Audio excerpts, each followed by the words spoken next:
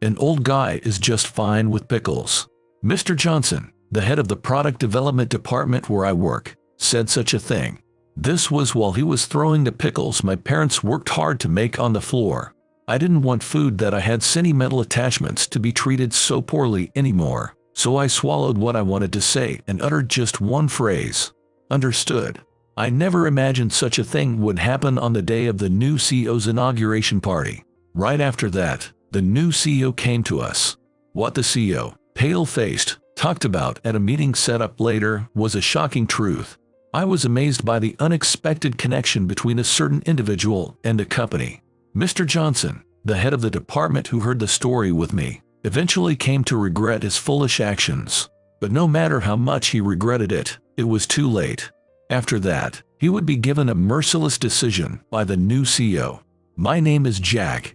I just turned 35 the other day. Maybe because my family sold homemade pickled vegetables. I've always liked vegetables since I was young.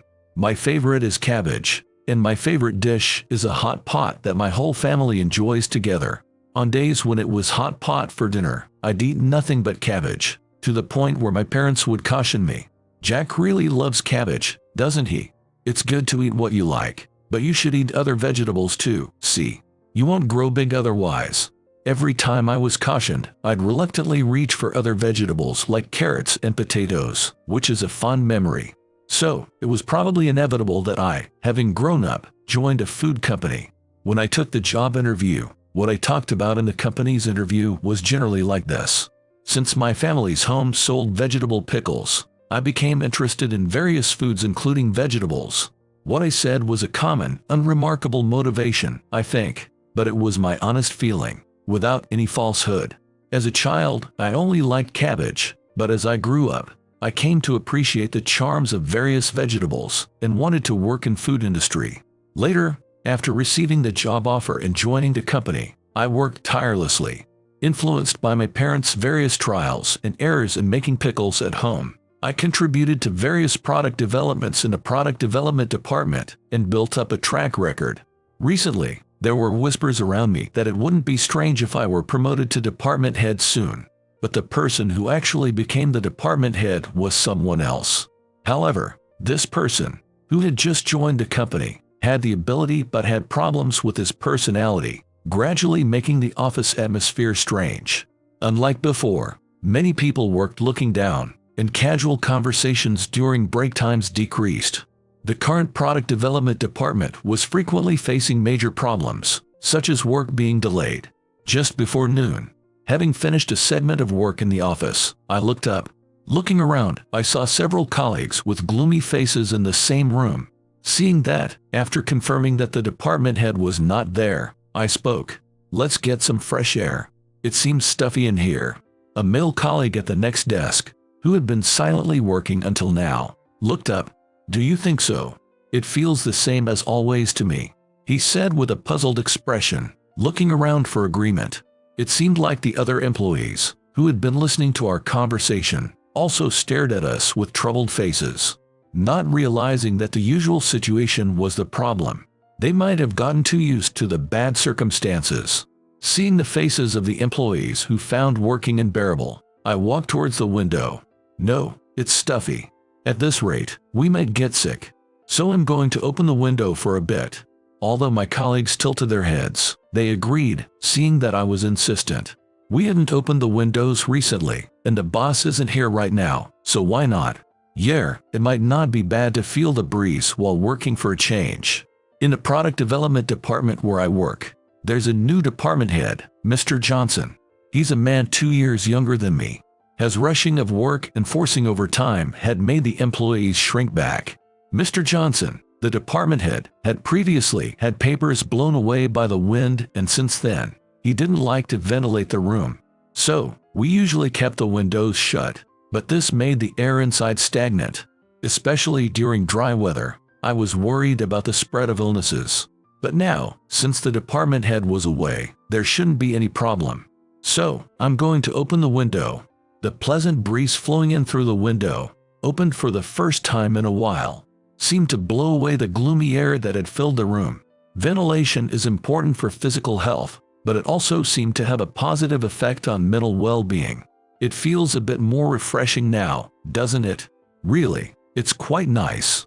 The employees, who had been continuously working under Mr. Johnson's orders, seemed to relax for the first time in a while. There's something else good, too. Everyone, look over there. See the rainbow in that direction. A rainbow coloring the sky was visible where I was gazing out the window. It was worth checking the weather on my phone. While checking work emails, I browsed a weather site and read about the rainbow. The employees who heard about it gathered at the window, letting out sighs of admiration. Beautiful. It's been a while since I've seen a rainbow. It's so clearly visible. Maybe I'll take a picture for the memories. It was quite fortunate to see the rainbow, visible only for a few minutes. Just after the rain had stopped, we decided to take a short break while watching the rainbow, sharing stories about hobbies unrelated to work and talking about our families. Their faces were much more lively than a few minutes ago. However, this atmosphere was shattered when Mr. Johnson returned. "What are you all doing? I don't remember saying you could take a break. Get back to work now." Hearing his words, everyone hurriedly returned to their desks. The air that was lively just moments ago turned cold instantly. The development we're working on is highly anticipated by many. Hurry up and produce results. Currently, in this office, we are developing low-sodium food products for those concerned about their salt intake. If successful, it should contribute significantly to the company's sales. However, driven by greed and the desire for recognition, we had to work under constant pressure from Mr. Johnson, the department head. Mr. Johnson, making loud footsteps, returned to the room. I wondered where he had been. I could smell tobacco on him as he passed by, allowing me to make some guesses, but I set aside any assumptions for now. Who opened the window? I didn't instruct anyone to do that. Mr. Johnson glared at everyone in the department, seemingly obsessed with finding the culprit, questioning each person nearby one by one. Since it was my idea, I couldn't let others be troubled. Reluctantly, I admitted to Mr. Johnson, who was casting hostile glances at the employees, that it was my doing. I opened it. We hadn't ventilated recently. What? Don't do unnecessary things.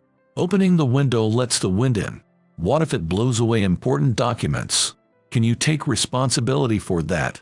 Indeed, that would be serious, but I had already taken precautions. I understand, but I checked the wind conditions on my phone before opening it, and I thought it's not good to always keep it closed. Shut up. Don't talk back to me, you insolent fool. But Mr. Johnson was not forgiving. His face turned red as he continued to yell at me. Mr. Johnson, quick to anger over trivial matters, often shouted like this, causing those around him to instinctively tense up. The sight of a female colleague nearby trembling seemed to irritate Mr. Johnson even more. Hey, why are you trembling? It's as if I'm intimidating you. I just said what was right. Sorry.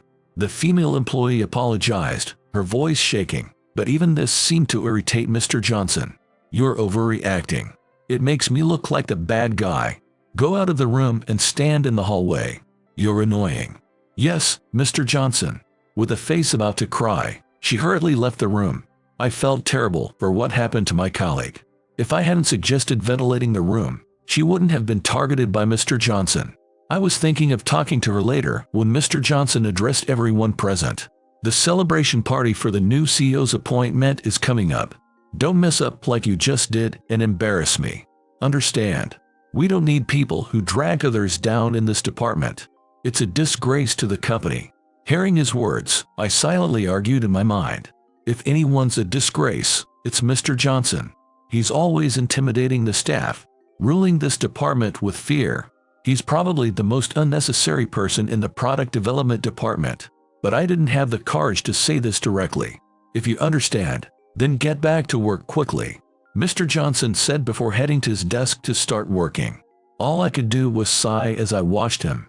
Later, I sneaked out to the hallway to check on the female employee, who was made to stand outside. I thought Mr. Johnson, who was quick to shout and forgetful, must have already forgotten about her.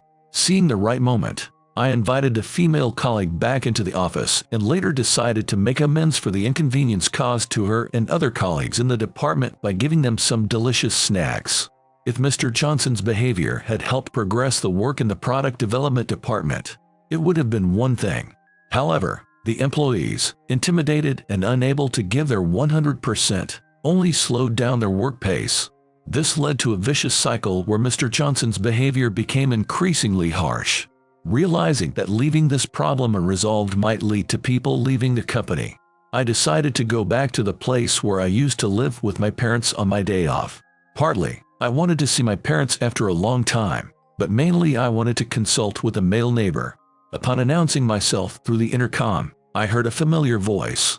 "Hello, it's Jake who called the other day. May I come in?" Jake, it's been a while." "Of course, come in. I've always thought of you like a younger brother. Don't be shy." I was relieved to see his welcoming expression when he opened the door, despite my worry about being a bother.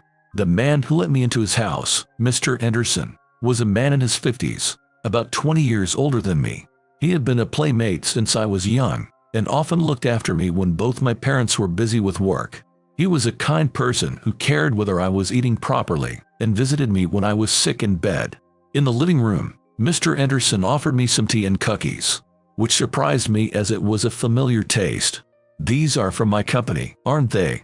They were made from vegetables that couldn't be sold as products, intended to be discarded as they didn't meet the standards. We took those vegetables, chopped them finely, and baked them with the cookies. It was a minor product, so I was surprised to see it here. "Yes, I've been working at a branch of your company for a few years now. I try different products to see what they're like." "Is that so?" Mr. Anderson had switched jobs a few years ago. He used to work in an advertising agency but joined the same company as mine, where he worked hard and made his way up.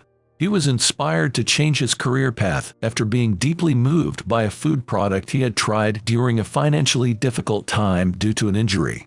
"Pretty soon, I'll be able to share some surprising news, so look forward to it," Mr. Anderson said, noticing my amazed expression.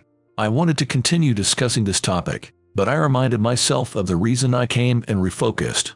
Noticing the change in my demeanor, Mr. Anderson became serious as well. "Actually, I'm having some trouble in the product development department." I explained the situation as clearly as possible, detailing everything that had happened. After listening to everything, Mr. Anderson's expression turned grave. I had a suspicion. I've been researching the people working at the company, and I was particularly mindful of Mr. Johnson. "What? Is there something about Mr. Johnson?" I was surprised that Mr. Anderson, who I thought was just another employee, was doing such research, and I was also curious about Mr. Johnson. He apparently caused some problems at his previous company and had to resign. That company was running low on research and development funds and operational capital, so they took out a loan from a bank. But it seems Mr. Johnson misappropriated those funds. As a result, Mr. Johnson was fired from that financially strapped company and then rehired at our current workplace. The current CEO had a hard time deciding whether to hire Mr. Johnson, but eventually let him work in the product development department, due to the fact that the CEO's parents knew Mr. Johnson's parents and couldn't refuse him. But once the new CEO takes over, the ties that bind will be gone, and it might become passable to fire Mr. Johnson. Really, I didn't know what kind of person would be leading our company as the new CEO, but I thought it was good timing for their appointment. However, will the new president listen to the appeals of ordinary employees like us? Don't worry, I know that person well, and I'm sure they will listen to what you all have to say. Seeing Mr. Anderson's kind smile made me feel glad I had consulted with him. It would be sad to just talk about worries and go home. "Tell me about what's been going on with you." We then spent about an hour updating each other in our recent situations. As I left his house, Mr. Anderson reassured me, "It'll be fine. Everything will work out." His confidence made me feel that there was nothing to worry about. Several weeks later, since then, the preparations for the party went smoothly, and the day arrived without any major trouble. The party was held in the most luxurious and expensive hall of a famous hotel, rented out for the occasion. In the meantime, I had been recording Mr. Johnson's behavior in a diary since our last talk. Even though I had consulted with Mr. Anderson, I thought I should do what I could on my own. I shared the information with several colleagues, which helped maintain hope until the new CEO's appointment. Some of the more timid employees were struggling mentally, but they clenched their fists and said, "If the situation improves, we can keep going a little longer," which was a relief. And so, on the day of the party, I arrived at the hotel where the event was being held. There was one more good thing about this party. Mom and Dad were happy when I called them. Remembering the conversation I had just a little while ago, I accidentally muttered to myself. My face relaxed, and I couldn't help but smile. "Never thought the people at your company would be eating the pickles we made," said my dad. "When was the last time you had our pickles, Jack? We've improved a lot since then. Make sure you taste them properly and let us know what you think later," added my mom. Today's party menu featured special cuisines, and it seemed that the pickles from my family's shop were going to be used. I had previously shared them with colleagues from my department, but at this party, employees from other departments would also be participating in large numbers. Thinking about my parents working hard every day, I felt happy that their efforts were being rewarded. It would be good publicity for the shop, so things might get busier afterwards, I thought. Lost in these happy thoughts, I arrived at the party venue before I knew it. Whoops, I need to be careful not to bump into anything while I'm lost in thought, I reminded myself. I couldn't let myself spoil the party, so I pulled myself together and opened the door. Inside, there were already hundreds of participants. Our company has several branches in the region, so the total number of employees must be in the tens of thousands. Still, I had never seen so many people gathered for a company event before. I wonder what the new CEO will be like. I heard there from one of the branches. Someone mentioned nearby. As I observed the venue, I noticed a large stage at the back of the room, where the host and the CEO would probably make speeches. The invited employees were seated around round tables, all seemingly curious about who the new CEO would be, frequently glancing in the direction of the stage. Walking among the employees, I started looking for the seat assigned to me. Searching for my seat in the spacious hall took some time, but a hotel staff member kindly guided me. Upon reaching my assigned seat, I thanked him and saw him off. Then I turned my attention to the table designated for me and noticed Mr. Johnson, my department head, already seated there. It seemed that members of the same department were grouped together. Other familiar faces from my department were also seated at the table. "You're late. I heard that today's dishes are provided by your family's business. Coming late on such a day, aren't you a bit lax?" "Sorry." Taking my seat and feeling unlucky to be placed with him, he continued to lecture me, but after a few minutes, the party began. The host appeared on the stage, smoothly progressing the event. However, when it was time for the meal, something unusual happened. Despite waiting, the dishes never seemed to arrive at my seat, while everyone else at the table was served properly. Confused about what was going on, Mr. Johnson mockingly addressed me.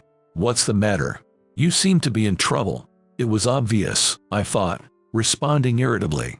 "It seems my meal hasn't been served. There might have been some mistake." "That seems to be the case. Poor you, not being able to eat while all these delicious dishes are laid out in front of us," he said, almost enjoying my predicament. He ostentatiously ate the food served to him, flaunting it in front of me. It crossed my mind that perhaps Mr. Johnson was deliberately causing this trouble. He might have instructed the staff to harass me in some way. As I tried to distract myself by listening to the host on stage, Mr. Johnson wouldn't let me be. He placed a small dish, which was served to him, in front of me. "Since it's so pitiful, I'll give you some of my pickles. Here, eat this and cheer up." Then, with exaggerated surprise, Mr. Johnson said, "Right. These are pickles from your family's home. It's such a shame that, at a fancy hotel like this, all you can eat is cheap, country-style pickles." Clenching my fist, I found it too painful to engage in conversation with him, so I silently looked away. But he continued to provoke me, reaching for the pickles in the dish he offered me, and then threw them on the floor. "Well, it doesn't matter. It's just some cheap product sold in any ordinary supermarket. You don't need to eat something that's available everywhere." His mockery of the pickles my parents made was unbearable.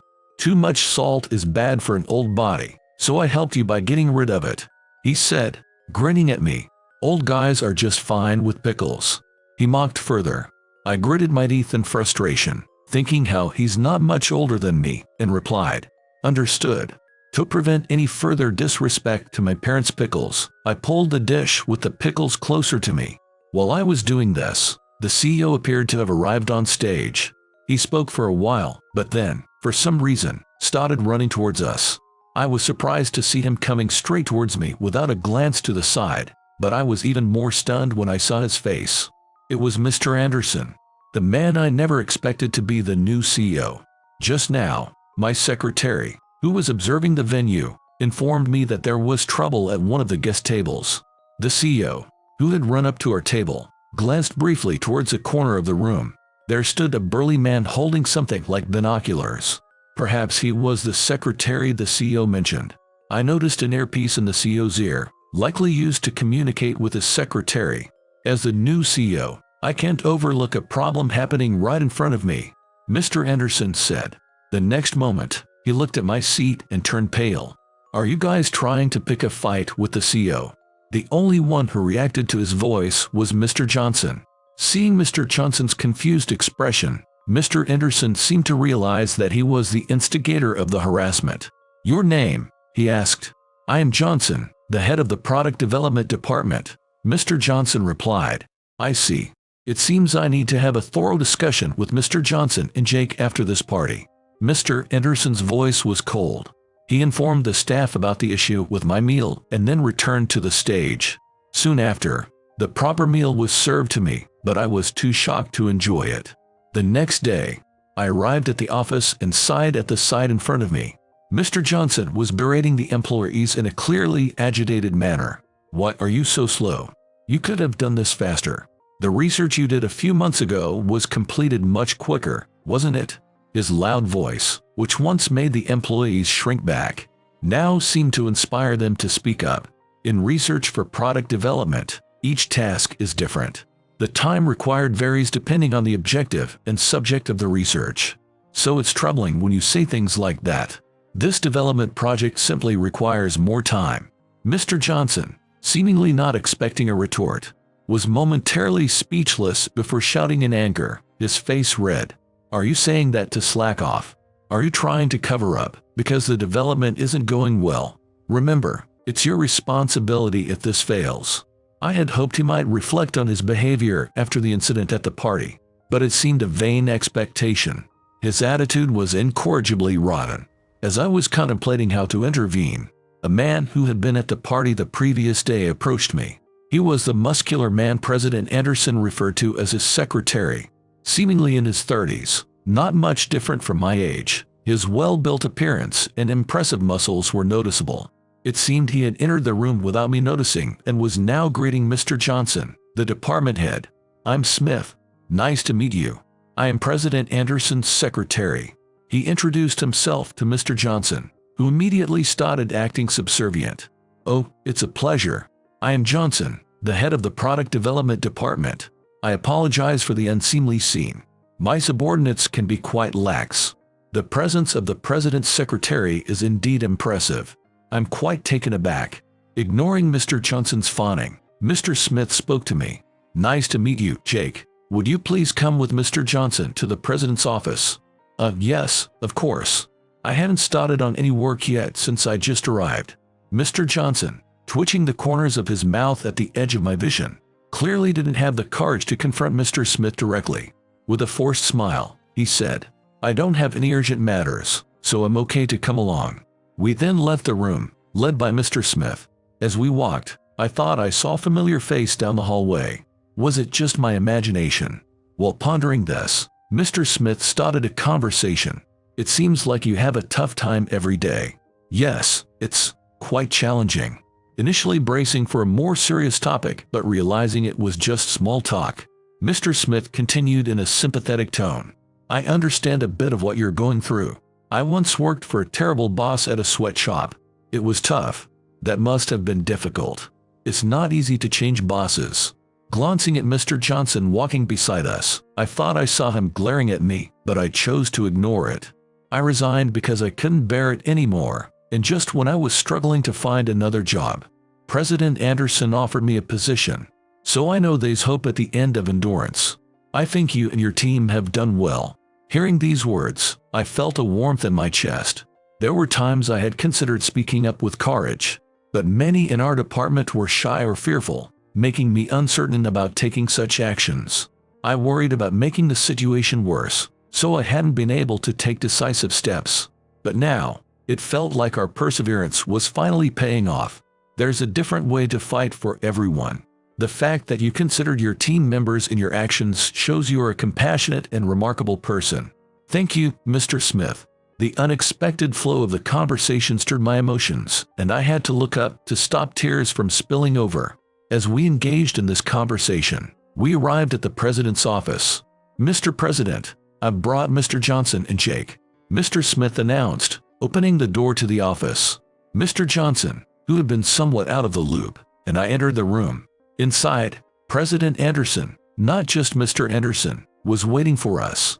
"I'm sorry to take you away from your work, but let's get straight to the matter at hand," President Anderson began, explaining why he had summoned us to his office.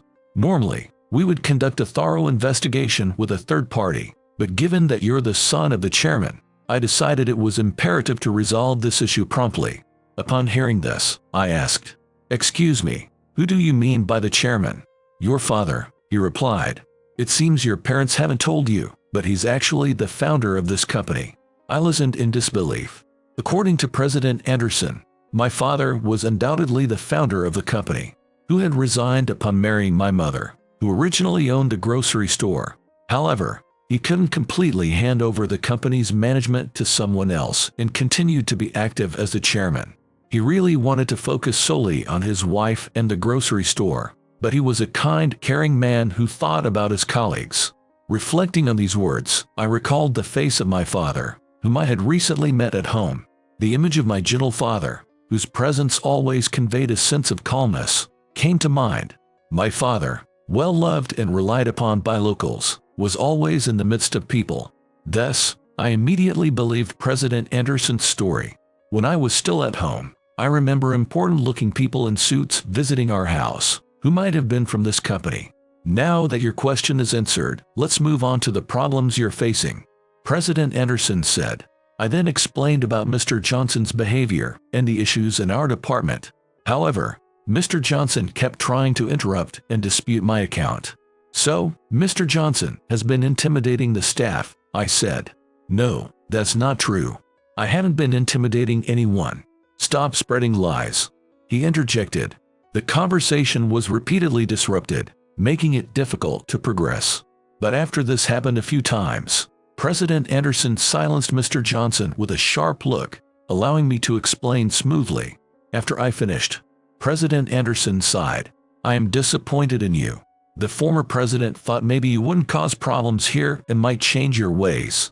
I'm sorry, but it's a misunderstanding. I was only trying to motivate the staff for their good," Mr. Johnson pleaded, trembling. His attempts to appeal to President Anderson were met with a cold response. One can never fully understand another person's feelings. "So, I can't deny that you might have intended to motivate them," the president said. Relieved, Mr. Johnson asked, "So, you'll clear up the misunderstanding?" "No, that's not possible," President Anderson replied. "Why not?" Mr. Johnson exclaimed. "Because even if you think you're right, you're imposing your feelings on others and insisting that your opinion is the only correct one." President Anderson stared directly at Mr. Johnson with a serious expression and began to speak. "While a company exists to generate profits, it must first be a place that safeguards its employees. We cannot keep someone who fails to understand the feelings of others." Pausing, President Anderson turned his gaze towards me. "Actually, I secretly observed the situation in your office this morning. Mr. Johnson's behavior was appalling. I didn't understand why he was looking at me until I remembered seeing a shadow when leaving the office. It must have been President Anderson. Jake, did you realize I was there?" "No, not clearly. I was doubtful, and I'm not particularly perceptive," I admitted honestly, unsure how else to respond. President Anderson chuckled at my response and walked up to us. "You're sincere, compassionate, and honest. Maybe you should be the next department head." With a smile, he patted my head as he had when I was a child, then turned to face Mr. Johnson, who seemed to realize his fate. He was sweating profusely. "Mr. Johnson, you've consistently ignored your subordinates' words, insisting on your own demands. You don't understand the role of a department head.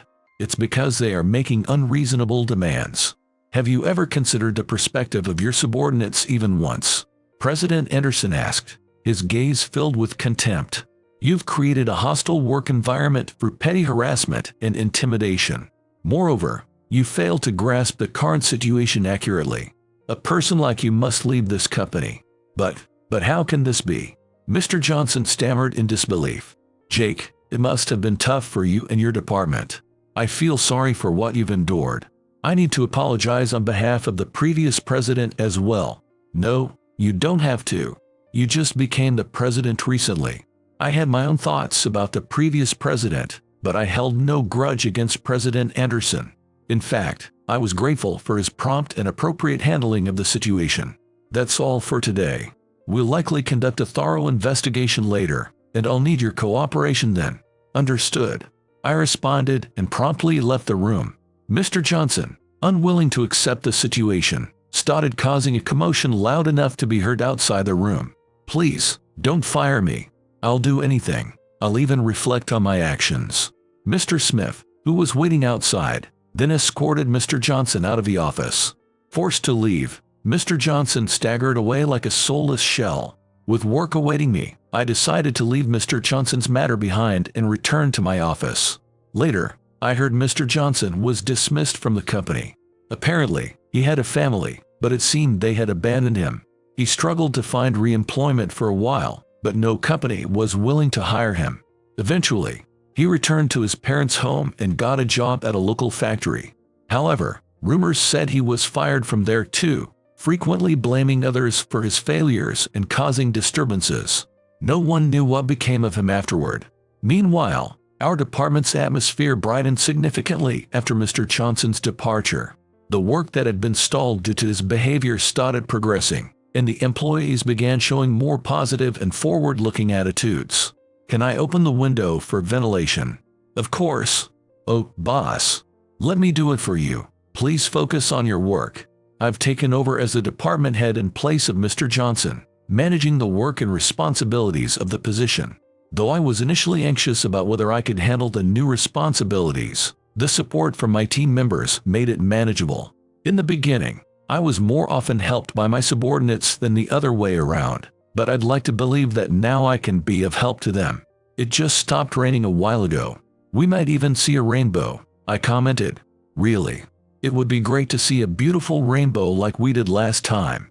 A few minutes later, hearing cheers from the employees gathered at the window, I joined them. Witnessing the splendid skies, I felt a sense of fulfillment and returned to my work with renewed energy.